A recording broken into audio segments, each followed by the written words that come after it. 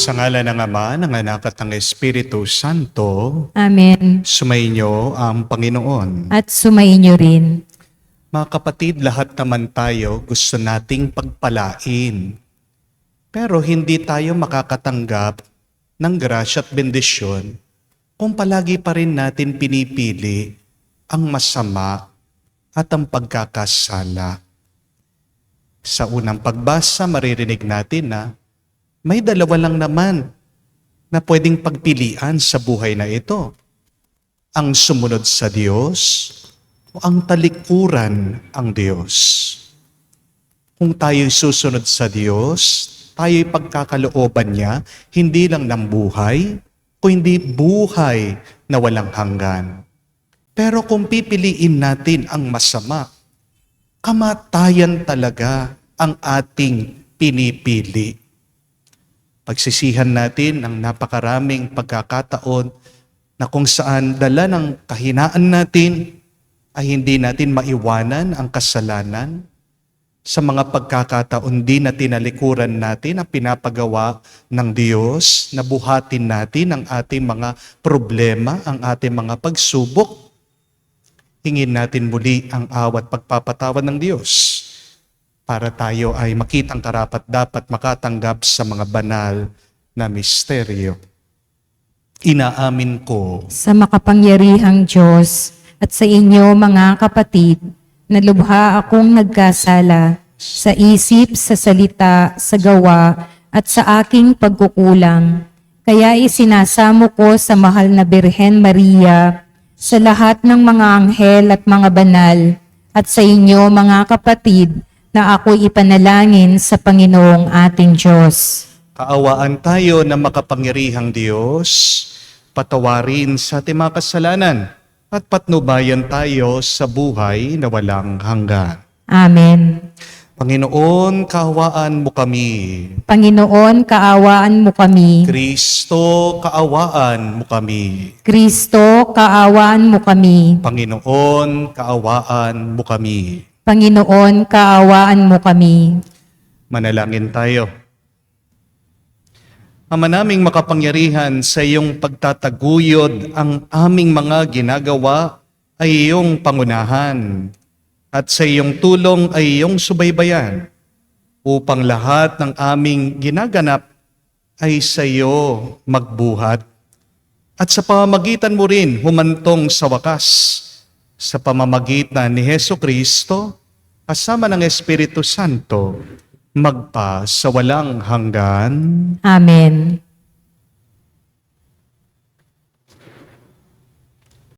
Pagbasa mula sa aklat ng Deuteronomio.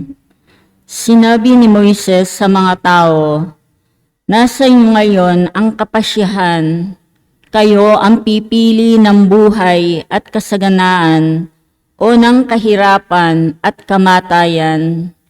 Kapag sinunod ninyo ang kautusan, inibig ang Panginoon at nilakaran ang kanyang landas, pagpapalain niya kayo sa lupaing ibibigay niya sa inyo. Mabubuhay kayo ng matagal at kanyang pararamihin kayo. Ngunit kapag tumalikod kayo sa kanya at naglingkod sa ibang Diyos, ngayon pa'y sinasabi ko sa inyong malilipol kayo. Hindi kayo magtatagal sa lupaing tatahanan ninyo sa ibayo ng Hordan.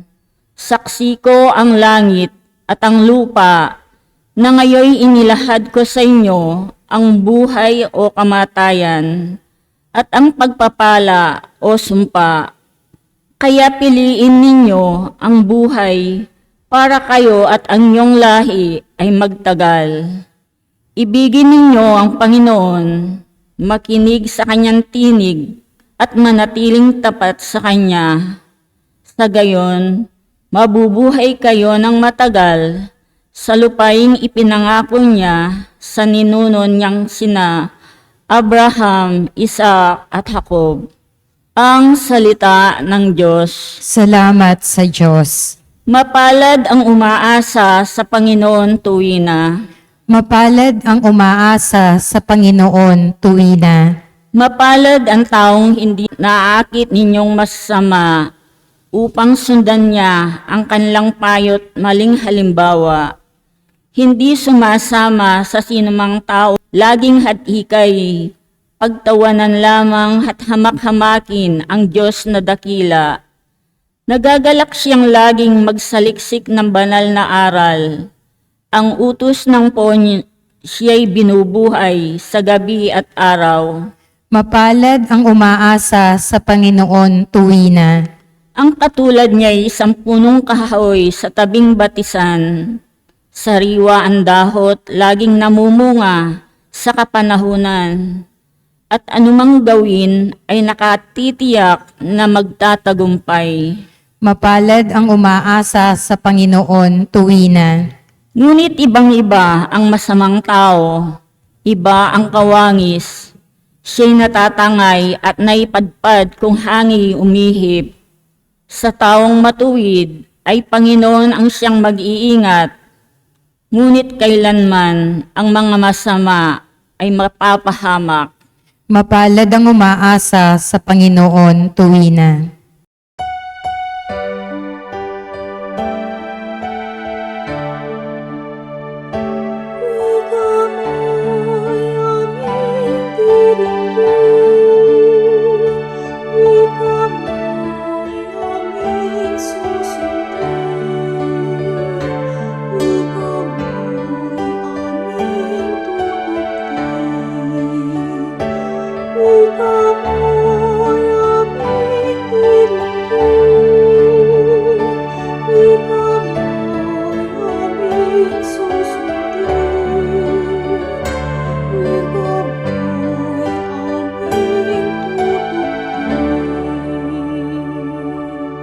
Sinabi ng poong mahal, kasalanan ay talikdan, pagsuway ay pagsisihan, maghahari ng lubusan ng poong Diyos na may kapal.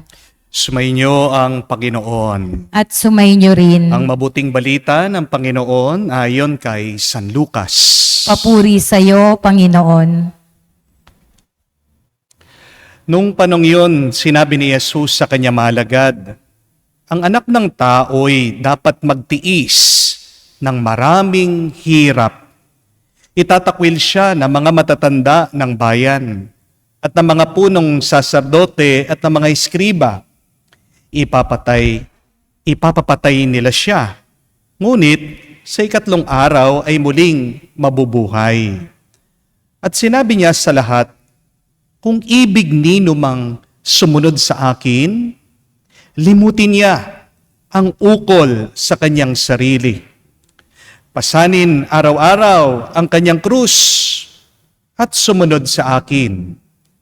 Ang naghahangad magligtas sa kanyang buhay ay siyang mawawalan nito. Ngunit ang mag-alay ng kanyang buhay alang-alang sa akin ay siyang magkakamit noon. Ano nga ang mapapala ng tao makamtan man niya ang buong sanlibutan kung ang katumbas naman nito ay ang kanyang buhay?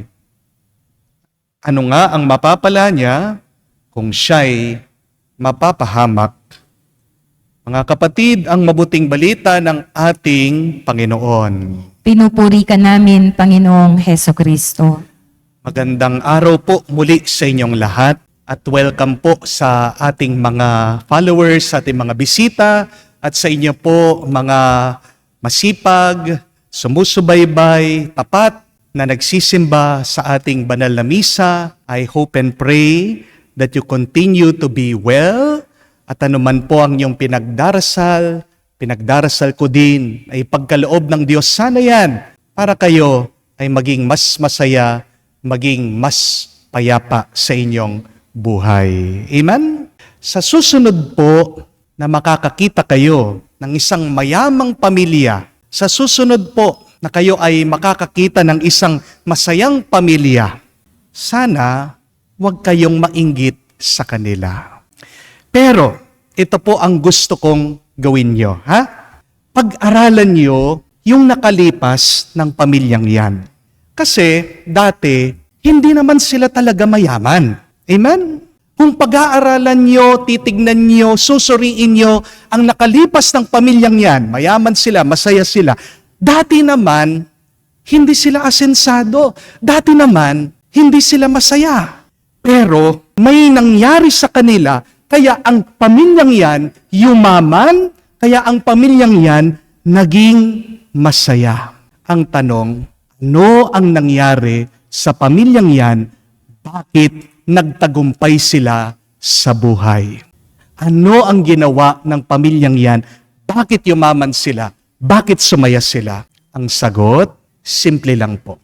May isang membro ng pamilyang yan ang nagsumikap, ang nagsakripisyo, ang nagtrabaho, binigay niya lahat-lahat, buong-buo ang kanyang sarili para umasenso siya. At noong umangat na ang isang membro ng pamilyang ito sa kanyang buhay, hinila niya yung kanyang pamilya. Noong yumaman yung isang membro ng pamilyang ito, siya ang naging daan, kaya yumaman yung pamilya niya. Noong sumaya yung isang membro ng pamilyang ito, sumaya din yung pamilya niya. Tingnan niyo po, di ba, kadalasan nangyayari yan doon sa mga nag-a-abroad. Kapag merong isa doon sa pamilya, nakapunta sa US o sa Canada, kapag naging citizen na, anong gagawin niya? Kukunin, ipipetisyon yung kanyang mga ibang kapatid. Bibigyan ng opportunity, dadalhin sa ibang bansa. At kapag nasa ibang bansa na yung mga kapatid niya, kapag sila naayos na din nila yung buhay nila doon, sinong susunod? Di ba yung mga anak nila, pati yung mga pinsan, dadalhin na rin doon, pati yung mga apo. Kapag meron din isa na umasenso sa negosyo, mabibigyan ng trabaho yung kanyang mga kamag-anak. Kaya dahil meron ng trabaho, ano nangyayari? Gumaganda yung buhay na magkakamag-anak. Di po ba? Nakakapagpagawa na sila ng bahay, napag-aaral na yung mga bata. Kaya tingnan niyo po yung buhay ni Henry C. Nagtitinda lang siya ng sapatos noon, hindi po ba? Pero dahil dun sa pagtsatsaga niya, pagnenegosyo niya, nung umasenso na siya, yung kanyang pamilya, umasenso na rin. At hanggang ngayon, utang na loob ng C family ang tagumpay nila sa kanilang ama. Tingnan niyo po, mga kapatid, kung gusto mong yumaman, kung gusto mong maging masaya, ano ang sikreto? Kailangan meron isa sa pamilya ang magsumikap, ang maghirap, ang magsakripisyo para ang buong pamilya ay umunlad din. Yung isang membro ng pamilya nyo, pwede niyang buksan ang pintuan ng langit at uulan ng grasya para sa inyo. Ito ang tanong, sino kaya sa pamilya nyo ang mag-aahon sa kahirapan niyo? Pinagdarasal ko po, kapatid, sana ikaw na yon. Amen? Pinagdadasal ko, kapatid, sana ikaw na yung yumaman, sana ikaw na yung magtagumpay para matulungan mo yung pamilya mo. Amen? Magandang dasal. Kapatid, sabihin mo, Lord, tulungan mo ko. Bigyan mo ko ng lakas, magtrabaho, magsakripisyo, maging tapat sa iyo, Panginoon, para pag nagtagumpay ako, maidadamay ko, maisasama ko ang buong pamilya ko sa tagumpay. A wonderful prayer today is, Say to God, Lord, let me be the one to succeed for my family so that my family would also succeed and become happy. Amen? Minsan, may sumpa sa pamilya. Meron pong mga pamilya, lubog na sa utang. Merong pamilya, palaging nag-aaway, hindi nag-uusap. Merong mga pamilya, imbis na kayamanan ang pinapamana, puro sakit. Di po ba? Ang tawag po dyan, generational curse. Pero, ang mabuting balita, kung babalikan niyo po ang unang pagbasa, napakaganda. Sabi, pwedeng mawala ang sumpang yan. Pwedeng pagpalain ang buong angkan. Basta't may isa sa pamilya ang pipiliin niyang sumunod sa Diyos. Kapag merong isa sa pamilya ang tapat sa Diyos, pag pinili niya ang Diyos, anong sabi niya? Yung buong pamilya, pagpapalain yan. Hahaba ang buhay nila. San man sila nakatira hanggang-hangga. Magtatagal, diyan na sila. Hanggang sa kaapo-apuhan nila, sila'y pagpapalain ng Diyos. Go back to the first reading. Beautifully, it challenges us, and yet, it gives us hope that if you choose God, you choose life. If you choose God, you choose blessing. It is not only you who will be blessed, your entire family. Pati sila nahahawa dun sa blessing mo, dun sa grasya mo. Di po ba napakaganda? Kaya nga, mga kapatid, napakahalaga. Sana magtulungan naman kayo sa pamilya. Amen? Wala sanang pabigat. Kahit na totoo, pag yung isa pinili ang Diyos, yung iba damay, minsan, hindi mo naman maiiwasan yung isang yon mapapagod. Di po ba? Kahit na mabigat yan, makakayanan yan kung tulong-tulong na nagbubuhat. Amen? Sabihan nyo naman po, sino man yung pabigat sa pamilya nyo, Hoy, gising! Kausapin nyo ng mabuti.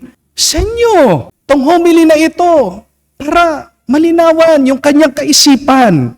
Kaya nga, nagkakahirap-hirap yung pamilya nyo kasi may maling desisyon. Amen?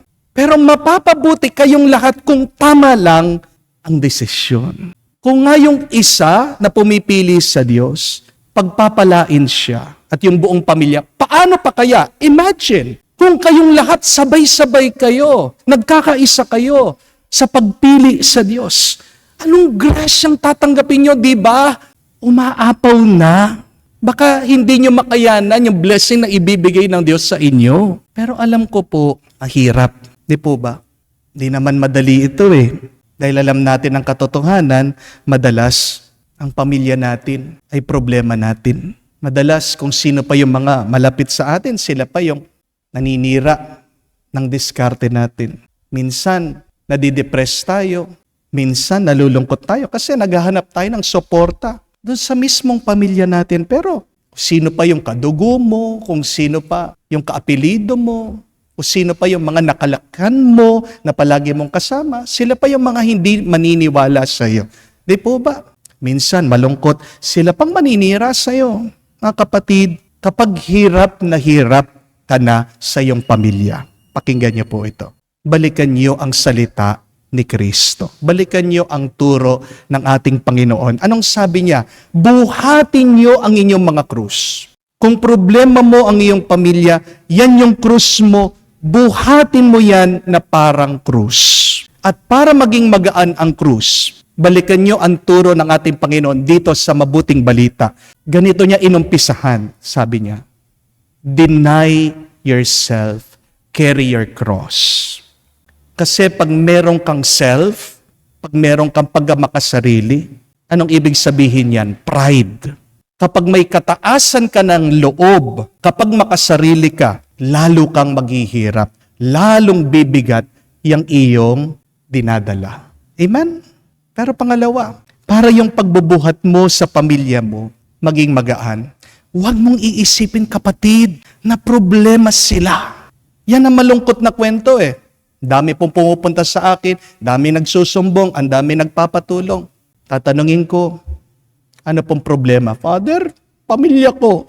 Please, Do not think that your family is your problem. Para ma-inspire ka, para lumakas ka, tingnan mo, wag yung pabigat mo, pero tingnan mo, ano yung nasa likod niyang nagbibigay sa iyo ng hirap. If you focus on the problem of the cross, you will certainly grow weak. But if you try to look through the cross, what will you see? The resurrection is waiting for you. Pagkatapos ng hirap, merong ginhawa. Pagkatapos ng pasakit, ng kamatayan, may muling pagkabuhay. Huwag kang titigil dun sa hirap. Look beyond it. Higitan mo yung iyong pagtingin, kapatid. And this will motivate you. This will encourage you. This will strengthen you. Kasi kung natapos ka lang doon sa problema, doon sa pabigat, kala mo, dead end na. Hindi dead end. Pintuan lang yan sa mas maraming pagpapala. Palagi ko po sinasabi yan. Our pains are a doorway to the many blessings of God to our life. Your cross is really a blessing, a grace wrapped in suffering. Understand also, my dear friends, that the weight that you carry is not the end of your story. Ganda po, no? I will repeat that. The weight that you carry is not the end of your story. Yung bigat na dala mo, hindi pa katapusan ng kwento mo. Mabigat ang dala mo, oo, pero sana makita mo, ginto yan. Amen? Tanungin ko po kayo, anong mas gusto nyo? Magaan na ginto o mabigat na ginto? Ano po? Siyempre, gusto po natin yung mas mabigat na ginto. Di po ba? Dahil pag mabigat yung dala mong ginto, anong ibig sabihin? Mas maraming halaga yan, mas maraming balik sa'yo yan. Ang mahirap na dala-dala mong problema. Kapatid, tiisin mo. Dahil pagkatapos, jackpot ka, panalo ka, pinagpala ka talaga. Kaya nga po, mga kapatid, tandaan nyo ito. Ang mga paghihirap at pagsubok natin, panandalian lang. Huwag mong iisipin na forever yan. Wala naman forever. Tanging ang Diyos lang. Amen? Pag sinasabi mong hindi na matatapos ang problema mo, sinasamba mo ng problema mo. Dapat Diyos lang ang sambahin mo. Paniwalaan mo, ang Diyos lang ang nagtatagal. Hindi kasama ang mga problema mo dyan. Amen? At ganyan talagang kwento ng buhay natin. Kasama sa paglalakbay ang mga hirap ng buhay. Ang mga problema minsan ay ang ating mga pamilya. Pero, hindi naman ibig sabihin, kapag nahihirapan ka na ngayon, lahat-lahat ng dadaanan mo, mahirap na. Ngayon lang yan. Amen? Your experience now does not define your entire journey. Hihirapan ka sa pamilya mo, ngayon lang yan. Kapag umasenso ka na, magi-improve din ang ugali nila. Palitan mo, ayusin mong pagtingin mo sa kanila. Mahirap man, may kayamanan pa rin siyan. Kapag nairaos mo ang pagbubuhat mo ng krus, kamukha ni Kristo, magiging maligaya ka din. Kaya nga po, sa gitna ng ating mga pagsubok, mga kapatid, huwag kang susuko. Dahil pag sumuko ka, tapos na. Pag sumuko ka, di ka magiging masaya. Amen? Simple lang. Umpisahan mo para sa iyong pamilya. Piliin mo palagi ang Diyos. Para pag pinagpala ka niya, buong pamilya mo, buong angkan mo, hanggang sa pinaka-apu-apuhan mo, bebendisyonan sila ng may kapal, ng sobra-sobra, buhay at buhay na walang hanggan. Amen. Mga kapatid, tumayo po tayo ngayon, alay natin sa Diyos ang ating mga dasal at panalangin. Tayo'y naniniwala at nagtitiwala sa Kanya. Tinatawag tayo ng Panginoon na sumunod sa Kanya. Magpasan ng krus.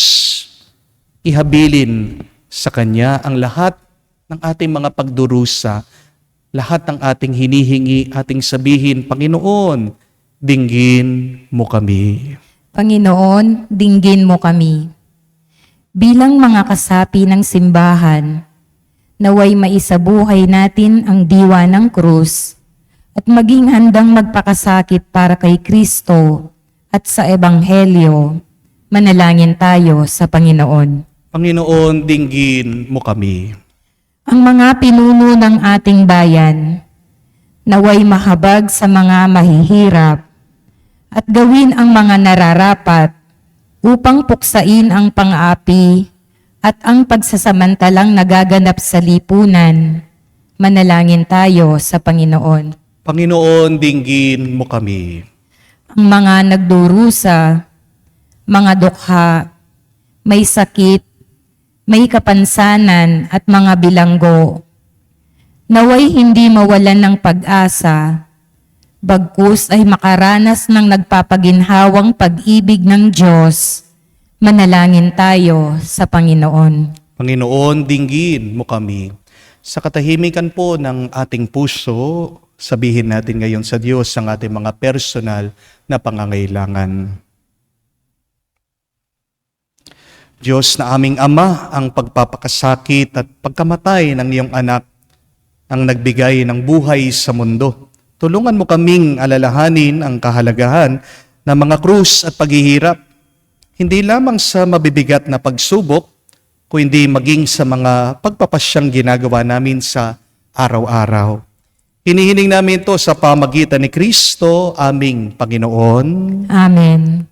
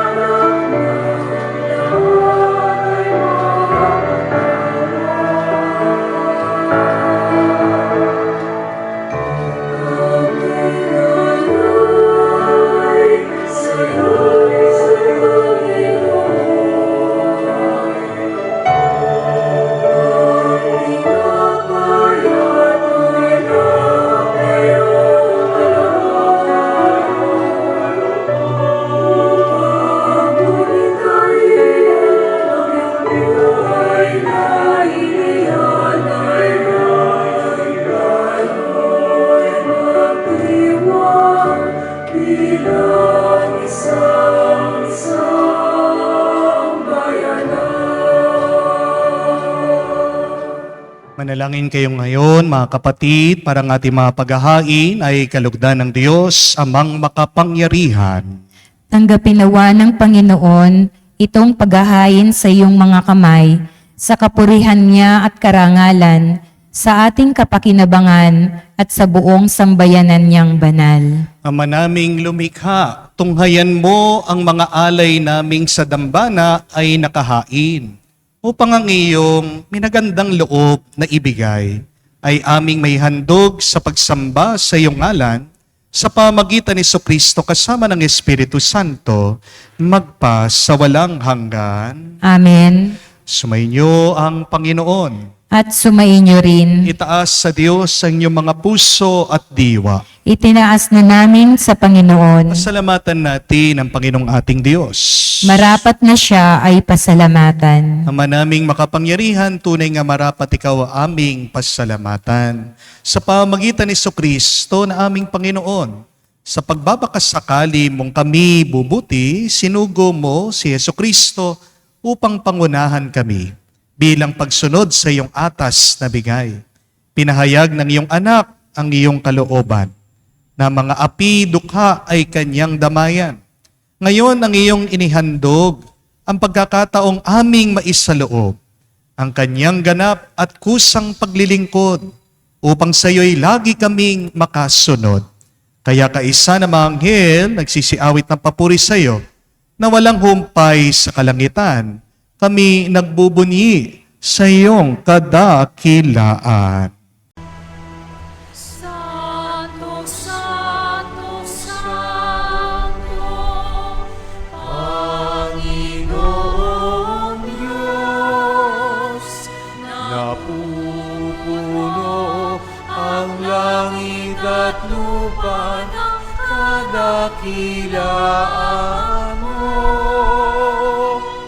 Hosana, Hosana, Hosana sa kaitaasan.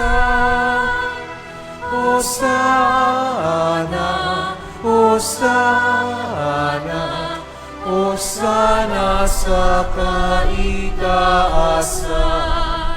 Pinapala ang naparirito sa ngalan ng Panginoon.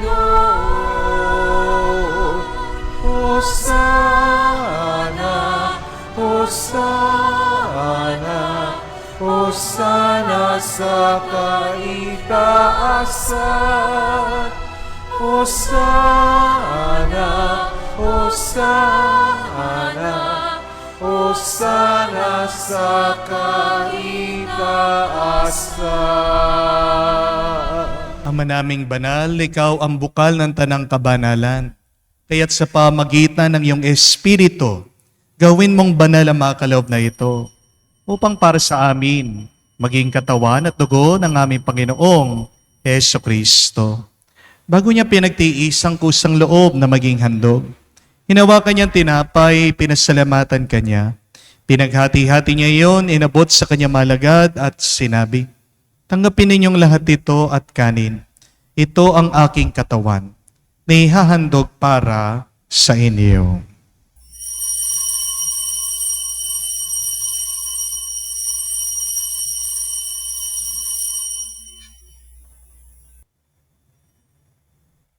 Gayon din naman na matapos ang hapunan, hinawakan niyang kalis. Muli kanyang pinasalamatan. Inabot niyang kalis sa kanya malagad at sinabi, "Tanggapin ninyo lahat ito at inumin.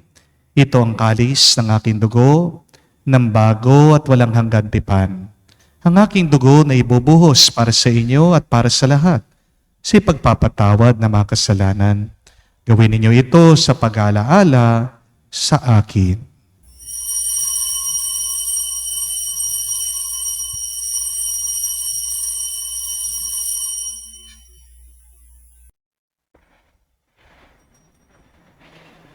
Ang misteryo ng pananampalataya.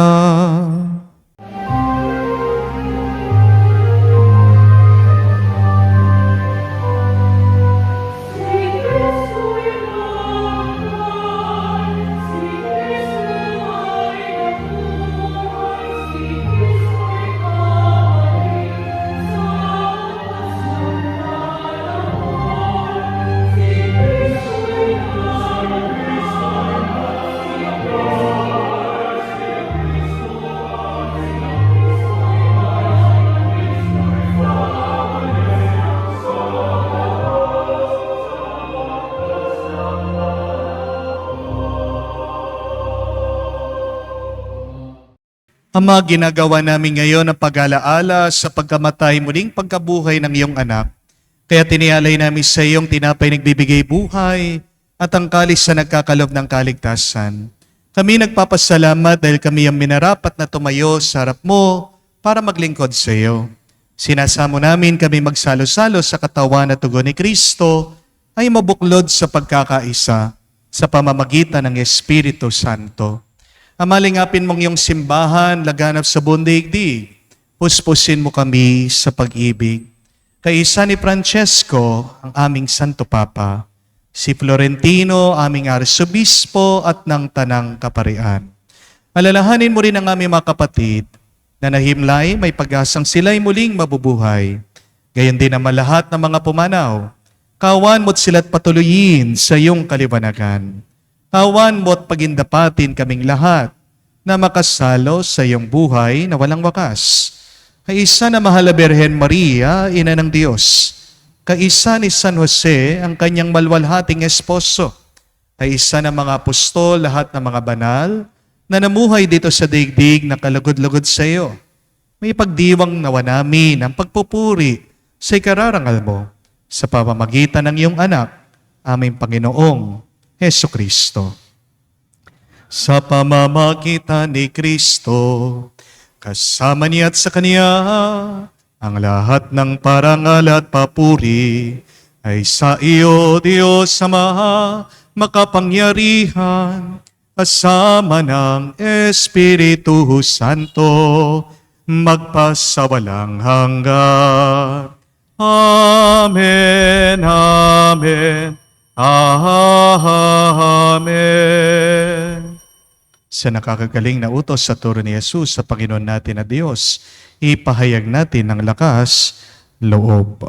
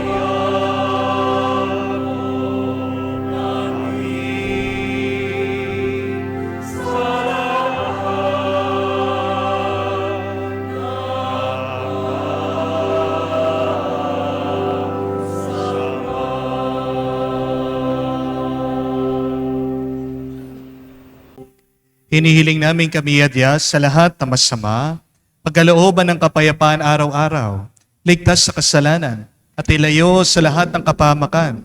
Samantalang aming pinanabikan ang dakilang araw ng pagpapahayag ng tagapagligtas naming si Heso Kristo. Sapagkat iyo ang kaharian at ang kapangyarihan at ang kapurihan magpakailanman. Amen. Panginoong Heso Kristo, sinabi mo sa mga apostol, kapayapaan ang iniiwan ko sa inyo, ang aking kapayapaan binibigay ko sa inyo.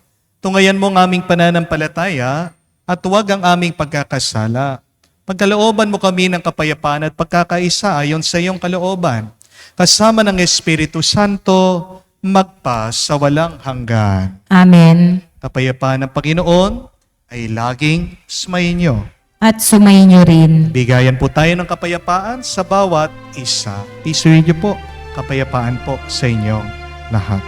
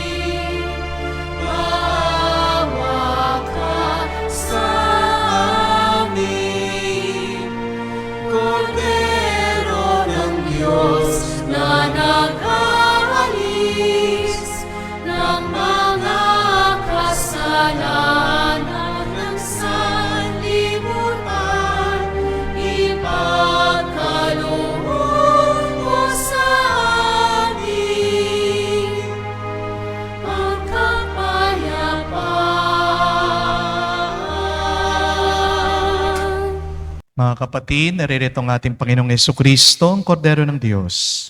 Siyang nag-alis sa mga kasalanan ng sanlibutan. Mapalad tayong lumalapit sa piging ng Kordero. Panginoon, hindi ako karapat-dapat na magpatuloy sa iyo, ngunit sa isang salita mo lamang ay gagaling na ako.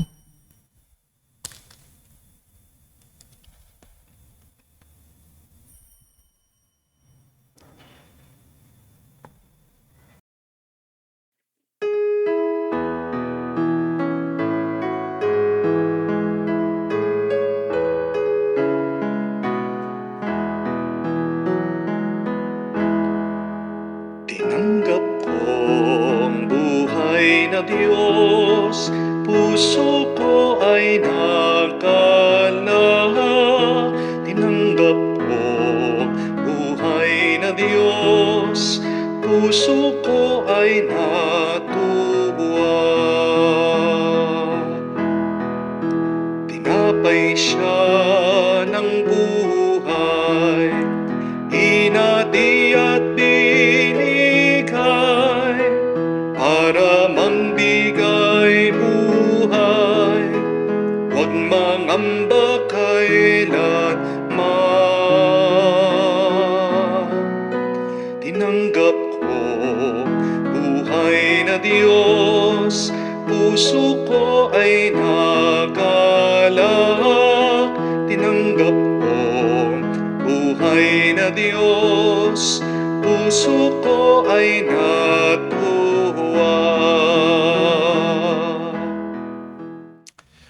Manalangin tayo.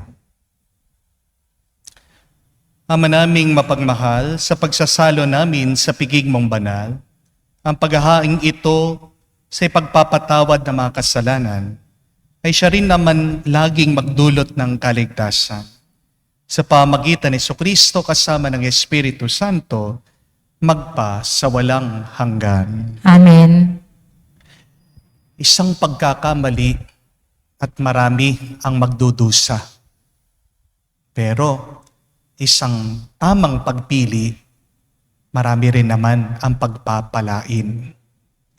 Kailangan lang sa pamilya ay isa ang umasenso para ang lahat, pati sa kaapu-apuhan, ay aasenso, aangat, gaganda rin ang buhay. Huwag lang po kayong magtrabaho, huwag lang kayong magsakripisyo, huwag lang kayong magtiyaga. Pero palagi kayong umasa sa Diyos. Palagi niyong piliin ang Diyos araw-araw. Dahil ano ang pangako niya? Pag pinipili natin siya, buhay ang kapalit. Hahaba ang ating buhay. Pati ang ating mga kamag-anak ay madadamay sa pagpapalat bendisyon ng Diyos. So my dear friends, let it be your prayer today. Say, Lord, let me be the one to succeed in our family so that I can be an instrument of blessing for them. Pagpasensya nyo na yung mga dyan sa pamilya nyo talaga may batugan, meron talagang di na nagbabago, pabalik-balik na lang sa kanilang kasalanan. Pero kung magpapa-apekto ka sa kanila, para-parehas kayong maghihirap. Di po ba? Buhatin nyo na lang sila na may pagmamahal. Hindi mo alam, baka ma-inspire mo sila kapag ginagawa mong makakaya mo. Baka ito ang magtulak sa kanila na buhatin din nila ang kanilang sarili. Pero unahin mo muna ang iyong sarili. Hindi ka naman makakapagbigay na wala ka, na ubus ka. Unahin mong iyong sarili, walang masama dyan. Kasi kung maganda naman ang iyong mithiin, na pag ikaw ay umunlad, gusto mong umunlad din ang iyong pamilya, kinatutuwa yan ng Diyos at tutulungan ka ng Panginoon. Amen? Dasalin mo, sabihin mo, Panginoon, naway ako ang maging daan ng pagpapala sa aking pamilya. Sumainyo ang Panginoon. At sumainyo rin. Kayo basbasan ng Diyos, makpangyarihan sa lahat, sa ngalan ng Ama, ng Anak, ng Espiritu Santo. Amen. Ang ating misa ay natapos na. Humayo kayo sa kapayapaan ni Kristo. Salamat sa Diyos.